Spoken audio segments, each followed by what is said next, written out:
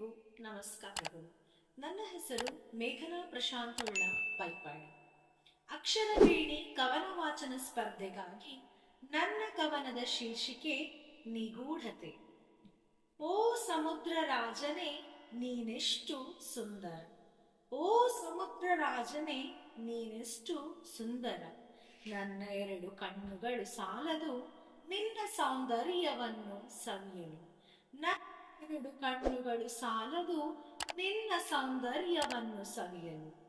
ಭೋರ್ಗರೆಯುವ ನಿನ್ನ ಅಲೆಗಳ ಇಂಪಾದ ನಿನಾದವನ್ನು ಆಲಿಸುತ್ತಿದ್ದರೆ, ಭೋರ್ಗರೆವ ನಿನ್ನ ಅಲೆಗಳ ಇಂಪಾದ ನಿನಾದವನ್ನು ಆಲಿಸುತ್ತಿದ್ದರೆ ನನ್ನನ್ನು ನಾನೇ ಮರೆತು ಬಿಡುವೆ, ನನ್ನನ್ನು ನಾನೇ ಮರೆತು ಬಿಡುವೆ.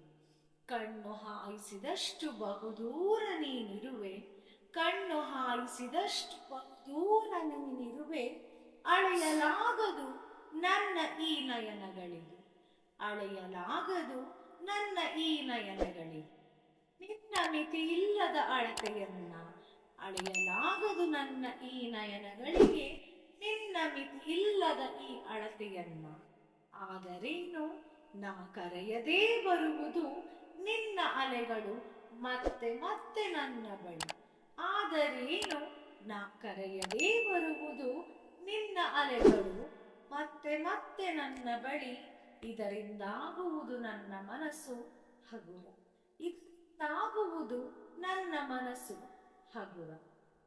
ನೀನೊಂದು ಅಳೆಯಲಾಗದ ಸೌಂದರ್ಯದ ಗಣಿ, ನೀನೊಂದು ಅಳೆಯಲಾಗದ ಸೌಂದರ್ಯದ ಗಣಿ. ಯಾರಿಂದಲೂ ಭೇದಿಸಲಾಗದ ಗೌಪ್ಯತೆಯ ಧಣಿ, ಯಾರಿಂದಲೂ ಭೇದಿಸಲಾಗದ ಗೌಪ್ಯತೆಯ ಧಣಿ.